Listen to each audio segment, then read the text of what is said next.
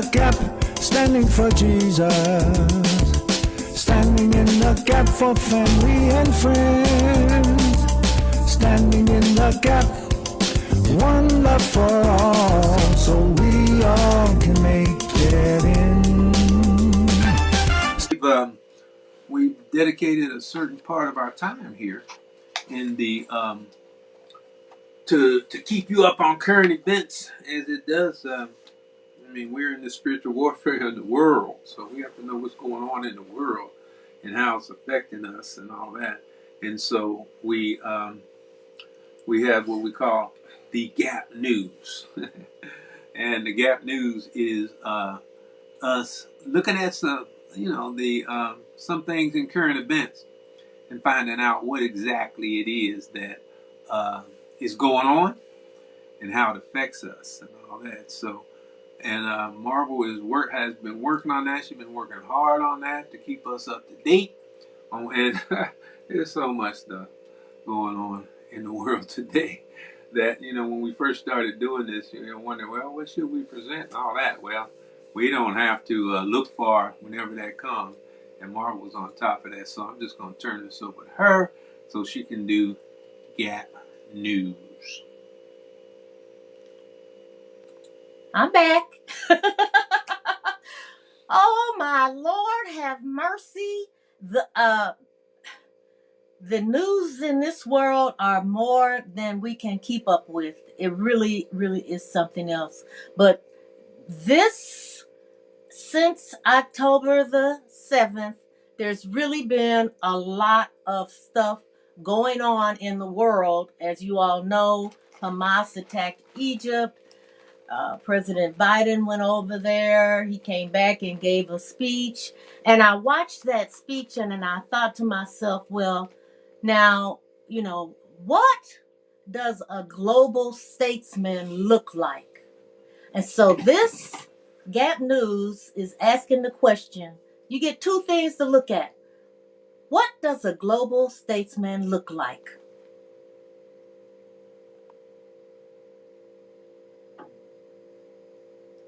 And if you broke the law, you can't say that. I already said you will pay. The demonstrators who infiltrated the Capitol have defied the seat of justice. It's defiled, right? See, I can't see it very well. But this election is now over.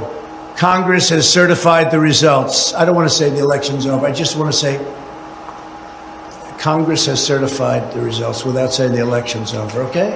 I would like to begin by addressing the heinous attack yesterday. Yesterday is a hard word for me. My only goal was to ensure the integrity of the vote. My only goal was to ensure the integrity of the vote. That's why I'm standing before you, because we are going to finish what we started. We started something that was a miracle. We're going to complete the mission. We're going to see this battle through to ultimate victory. We're going to make America great again. When we started this journey, a journey like there has never been before, there's never been anything like this. We had a Republican Party that was ruled by freaks, neocons, globalists, open border zealots, and fools. But we are never going back to the party of Paul Ryan, Karl Rove, and Jeb Bush.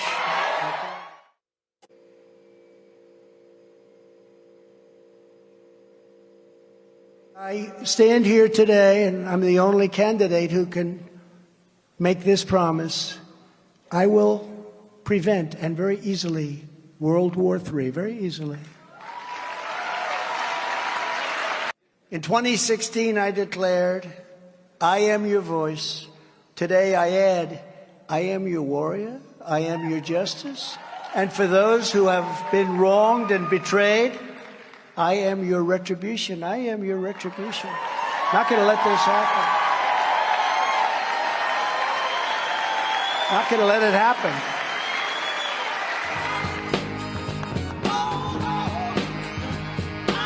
Before I even arrive at the Oval Office, I will have the disastrous war between Russia and Ukraine settled. It will be settled quickly. Quickly. I will get the problem solved, and I will get it solved in rapid order, and it will take me no longer than one day. I know exactly what to say to each of them. I got along very well with them. This is the most dangerous time in the history of our country, and Joe Biden is leading us into oblivion. With you at my side, we will demolish the deep state. We will expel the warmongers.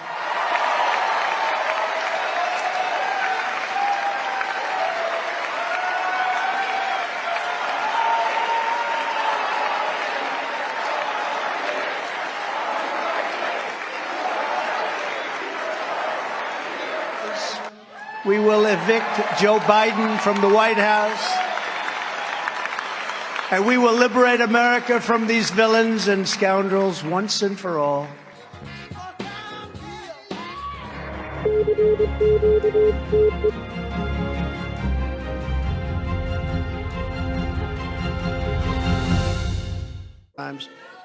They haven't been able to break, I got you the greatest tax cut in the history of this country. And they have tried, but they haven't been able to break it yet. But at some point, it expires in another fairly short period of time. So get ready for that one. These people want you to pay much higher taxes. It's crazy. And we could do it so much easier. Everyone can see the stunning contrast between our incredible success and Joe Biden's horrendous failures. And that's one reason why we're leading so big in the polls. That's really the reason. I think it's more enthusiasm now than 2016 or 2020, because you've seen how incompetent these people are. It's horrible. In the recent Rasmussen poll, we're up 44 points with Trump at 57, Ron DeSanctimonious at 13, and the rest of them down in single digits and really low.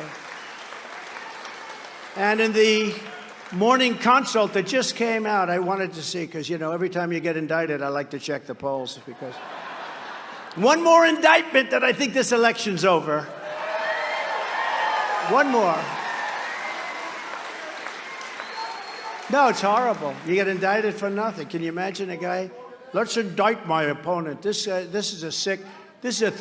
becomes a third world country. The latest morning consult poll has us far ahead. We're at 59%, and the others are at like 12. One is at 12. I think that's DeSanctimonious, but he's rapidly being caught by Ramaswamy. Who's good? No, Christie's, he's eating right now. He can't be bothered.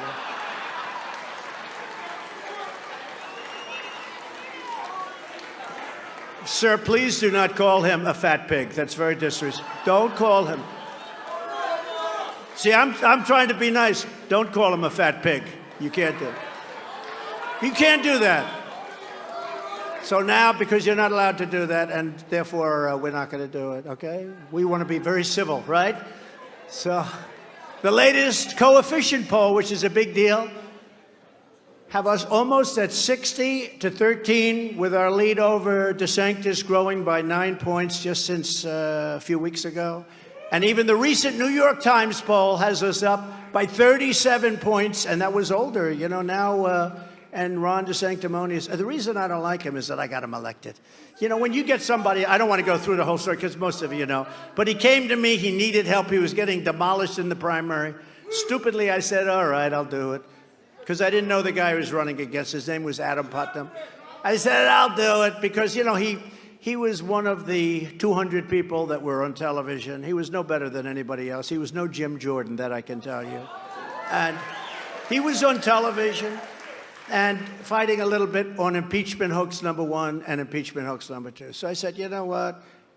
If I actually told him, if I were Abraham Lincoln, if we brought him back from the dead, and if we brought George Washington back from the dead, and they gave you the greatest endorsement, and they hugged you and kissed you just like you did to Obama, just like, he did and Christie did. Who hugged and kissed Obama harder, DeSantis or Chris Christie? I think Chris Christie. Remember? President Trump, welcome back to Meet the Press. Thank you. I want to dive right into this, a lot to get to. Good. There are a number of things that make your campaign unprecedented. You are the first former president to run for re-election in more than 100 years. You are facing 4 indictments. You have an incredibly significant lead in the GOP primary polls. But I want to ask you this, Mr. President. Why do you want to be president again? Well, it's a very simple answer, and I can give it very easily. It's called Make America Great Again. Our country is in serious trouble. I don't think we've ever been so low in terms of certainly opinion, world opinion, and country opinion. People are devastated. They look at what's happening with millions of people coming in, millions of illegal immigrants coming into our country, flooding our cities, flooding the countryside. I think the number is going to be 15 million people by the time you end this. By the end of this year, I think the real number is going to be 15 million people. They come from prisons.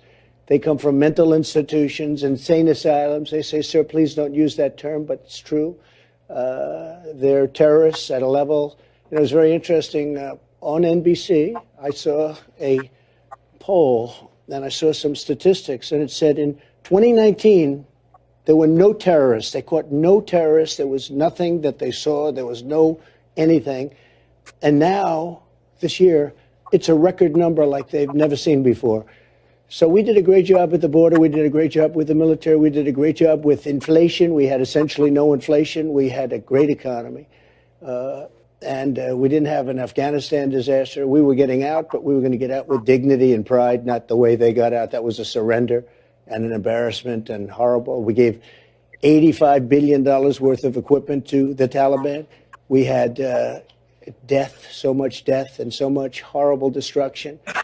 And it was a terrible thing. I think it was the lowest point in the history of our country. Now, with all of that, we can change it and we can make America great again. And that's why I'm doing this. Well, and you have talked about a lot. We are going to delve into a number of the issues you brought up. You talked about all the people coming across the border. Of course, a lot of families also coming across the border as well. I want to talk to you about that a little bit later on. But first, let's talk about the breaking news today. We learned just a short time ago that the president's son, Hunter Biden, was indicted by a federal grand jury on 3 gun charges. Given that, Mr. President, can you continue to say that there are 2 systems of justice?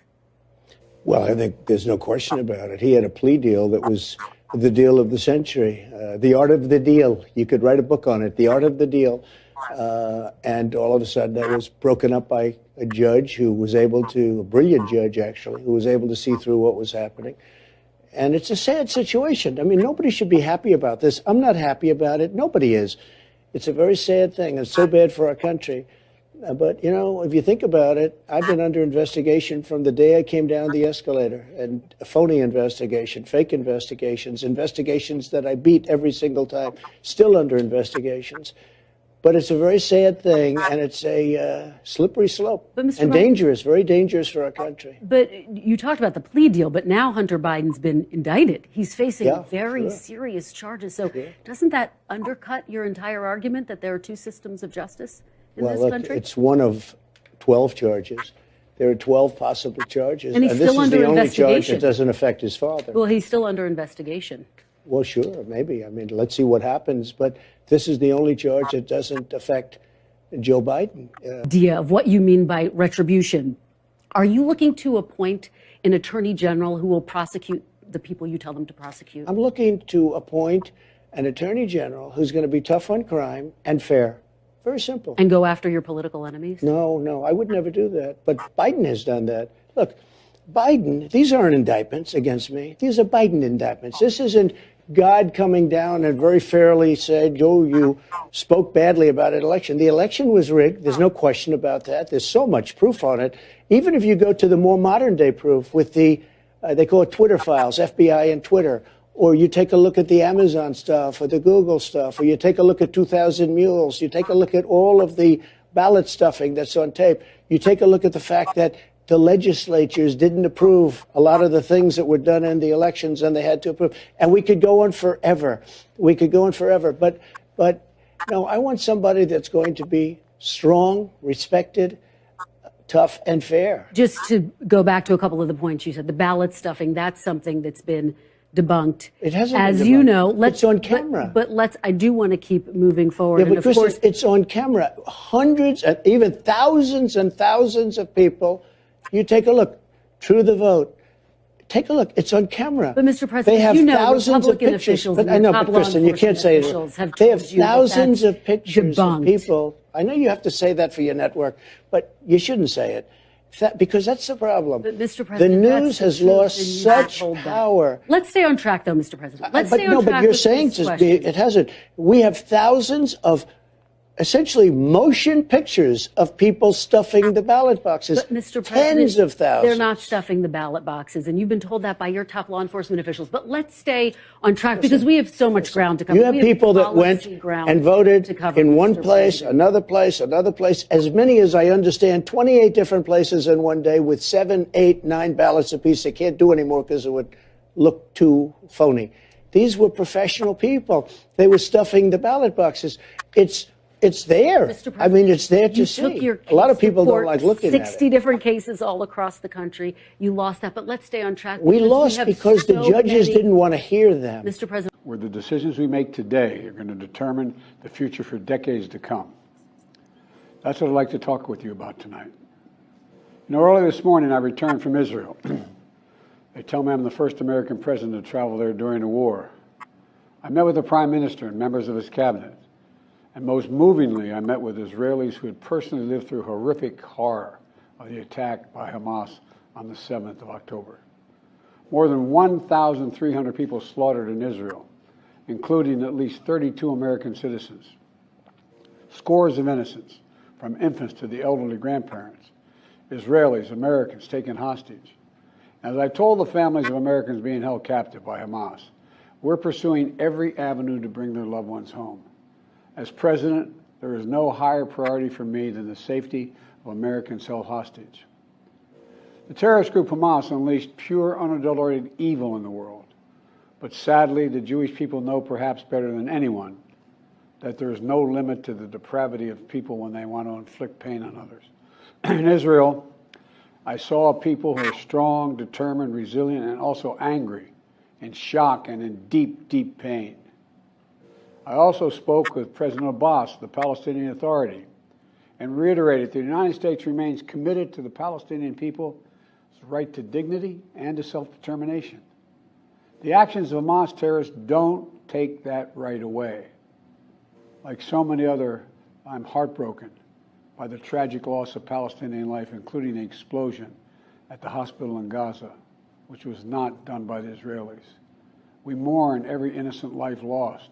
We can't ignore the humanity of innocent Palestinians who only want to live in peace and have an opportunity.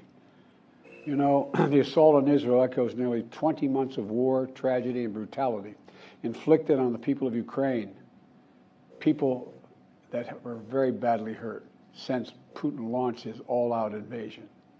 We've not forgotten the mass graves, the bodies found bearing signs of torture, rape used as a weapon by the Russians, and thousands of Ukrainian children forcibly taken into Russia, stolen from their parents. It's sick. Hamas and Putin represent different threats, but they share this in common. They both want to completely annihilate a neighboring democracy, completely annihilate it. Hamas' stated purpose for existing is the destruction of the state of Israel and the murder of Jewish people. Hamas does not represent the Palestinian people.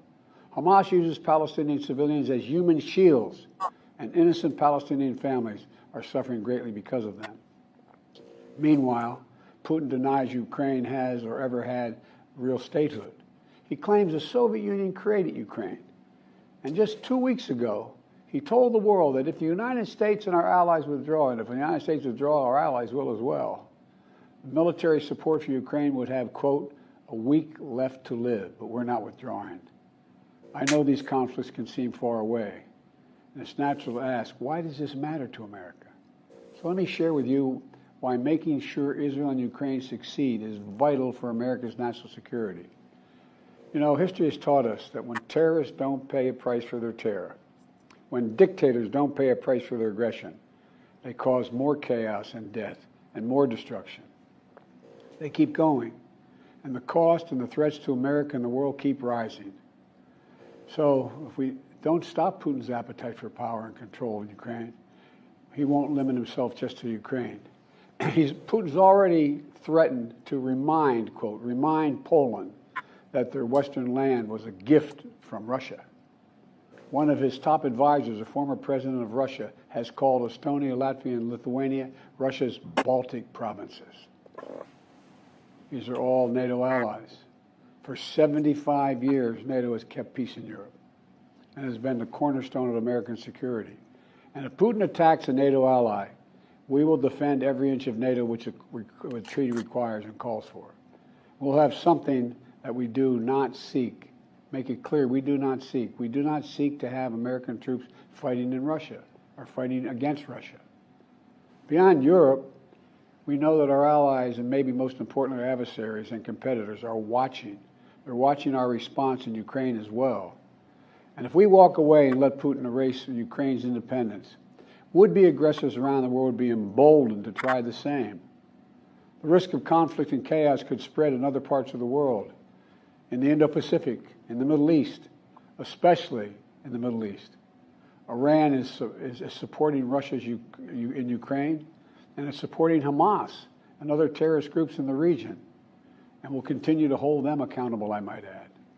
The United States and our partners across the region are working to build a better future for the Middle East. One where the Middle East is more stable, better connected to its neighbors, and through innovative projects like the India-Middle East-Europe Rail Corridor that I announced this year at the summit of the world's biggest economies. More predictable markets, more employment, less rage, less grievances, less war when connected. It benefits the people, it would benefit the people of the Middle East, and would benefit us. American leadership is what holds the world together. American alliances are what keep us, America, safe. American values are what make us a partner that other nations want to work with. To put all that at risk, if we walk away from Ukraine, if we turn our backs on Israel, it's just not worth it. That's why tomorrow I'm going to send to Congress an urgent budget request to fund America's national security needs, to support our critical partners, including Israel and Ukraine. It's a smart investment that's going to pay dividends for American security for generations. Help us keep American troops out of harm's way. Help us build a world that is safer, more peaceful, more prosperous for our children and grandchildren. In Israel, we must make sure that they have what they need to protect their people today and always.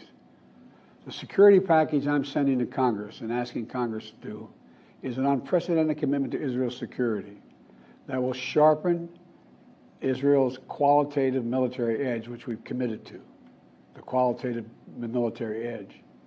We're going to make sure Iron Dome continues to guard the skies over Israel. We're going to make sure other hostile actors in the region know that Israel is stronger than ever and prevent this conflict from spreading. Look, at the same time, President Netanyahu and I discussed again yesterday the critical need for Israel to operate by the laws of war. That means protecting civilians in combat as best as they can. The people of Gaza urgently need food, water, and medicine.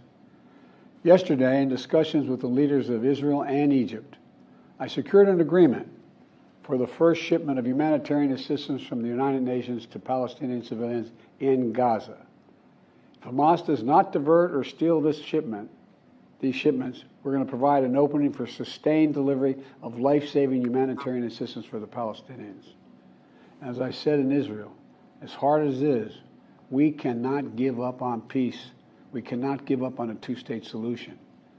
Israel and Palestinians equally deserve to live in safety, dignity, and peace. You know, and here at home, we have to be honest with ourselves. In recent years, too much hate has given too much oxygen, fueling racism, the rise of anti-Semitism, and Islamic phobia, right here in America. It's also intensified in the wake of recent events that led to the horrific threats and attacks that both shock us and break our hearts. On October 7th, terror attacks have triggered deep scars and terrible memories in the Jewish community. Today, Jewish families worried about being targeted in school, wearing symbols of their faith, walking down the street, or going out about their daily lives. And I know many of you in the Muslim American community, the Arab American community, the Palestinian American community, and so many others are outraged and heartened, saying to yourselves, here we go again. with Islamophobia and distrust we saw after 9/11. Just last week, a mother was brutally stabbed. A little boy, here in the United States, a little boy who just turned 6 years old was murdered in their home outside of Chicago. His name was Wadiha, a proud American, a proud Palestinian American family. We can't stand by and stand silent when this happens. We must, without equivocation, denounce anti-Semitism. We must also, without equivocation, denounce Islamophobia. And to all you hurting, those of you hurting, I want you to know I see you. You belong. And I want to say this to you. You're all America. You're all America. This is in a moment, in moments like these, when fear and suspicion, anger and rage run hard, that we have to work harder than ever to hold on to the values that make us who we are. We're a nation of religious freedom, freedom of expression. We all have a right to debate and disagree without fear of being targeted in schools or workplaces or in our communities. We must renounce violence and vitriol. See each other not as enemies, but as fellow Americans. When I was in Israel yesterday, I said that when America experienced the hell of 9/11, we felt enraged as well. While we sought and got justice, we made mistakes. So I cautioned the government of Israel not to be blinded by rage. And here in America, let us not forget who we are. We reject all forms of hate, whether against Muslims, Jews, or anyone. That's what great nations do, and we are a great nation. On Ukraine, I'm asking Congress to make sure we can continue to send Ukraine the weapons they need to defend themselves and their country without interruption, so Ukraine can stop Putin's brutality in Ukraine. They are succeeding. When Putin invaded Ukraine, he thought he would take Kyiv and all of Ukraine in a matter of days. Well, over a year later, Putin has failed, and he continues to fail. Kyiv still stands because of the bravery of the Ukrainian people. Ukraine has regained more than 50% of the territory Russian troops once occupied, backed by U.S.-led coalition of more than 50 countries around the world, all doing its part to support Kyiv. What would happen if we walked away? We are the essential nation. Meanwhile, Putin has turned to Iran and North Korea to buy attack drones and ammunition to terrorize Ukrainian cities and people. From the outset, I've said, I will not send American troops to fight in Ukraine. All Ukraine is asking for is help for the weapons, munitions, the capacity, the capability to push invading Russian forces off their land, and the air defense system to shoot down Russian missiles before they destroy Ukrainian cities. Let me be clear about something. We send Ukrainian equipment sitting in our stockpiles. And when we use the money allocated by Congress, we use it to replenish our own stores, our own stockpiles, with new equipment. Equipment that defends America and is made in America. Patriot missiles for air defense batteries, made in Arizona. Artillery shells manufactured in 12 states across the country, in Pennsylvania, Ohio, Texas, and so much more. You know, just as in World War II, today patriotic American workers are building the arsenal of democracy and serving the cause of freedom. Let me close with this. Earlier this year, I boarded Air Force One for a secret flight to Poland. There I boarded a train with blacked out windows for a 10-hour ride each way to Kyiv, to stand with the people of Ukraine ahead of the one-year anniversary of their brave fight against Putin. I'm told I was the first American to enter a war zone not controlled by the United States military since President Lincoln. With me was just a small group of security personnel and a few advisors. But when I exited that train and met Zelensky, President Zelensky, I didn't feel alone. I was bringing with me the idea of America, the promise of America, to the people who are today fighting for the same things we fought for 250 years ago: freedom, independence, self-determination. And as I walked through Kyiv with President Zelensky, with air raid sirens sounding in the distance, I felt something I've always believed, more strongly than ever before. America is a beacon to the world. still. We're, as my friend Madeleine Albright said, the indispensable nation. Tonight, there are innocent people all over the world who hope because of us, who believe in a better life because of us, who are desperate not to be forgotten by us, and are waiting for us. But time is of the essence. I know we have our divisions at home. We have to get past them. We can't let petty, partisan, angry politics get in the way of our responsibilities as a great nation. We cannot and will not let terrorists like Hamas and tyrants like Putin win. I refuse to let that happen. In moments like these, we have to remember who we are. We are the United States of America. The United States of America. And there is nothing beyond our capacity if we do it together. My fellow Americans, thank you for your time. May God bless you all. May God. Well, we have a real juxtaposition of people talking, don't we? Sister Monica said, I choose to hold my tongue. Unbelievable. During the first part of that video that we just reviewed. But I just want to talk about, what are some of the things that make up, the character of a global leader, of a person, that can lead our country and lead the world. What do you think, honey? Well, I think that, when you put the two of them, compare the two of them, there really is no good comparison, because the first one is basically basing statements on lies. A lot of it is just on lies, and on pumping himself up, and nothing on for the people. And that's the difference that I see in them. One who is there for the people, for democracy, and doing the best he can. You can't control everything, but you have to be attempting or trying. And he's had some successes, and in a very frustrating situation. But the other guy, when he talks about I'm your retribution and all that, he's not talking about building up anything. He's talking about tearing it down. Tearing it down. When it comes to being a leader, I don't think there's any doubt about who is the one. If those are your two choices, who is the one that should be the leader? So, and you wanted to put that up there for the reason of showing the different leadership in the time that we live in, where we need strong leadership. We need strong leadership, not just here in America, but throughout the world. There's so much going on in the world today.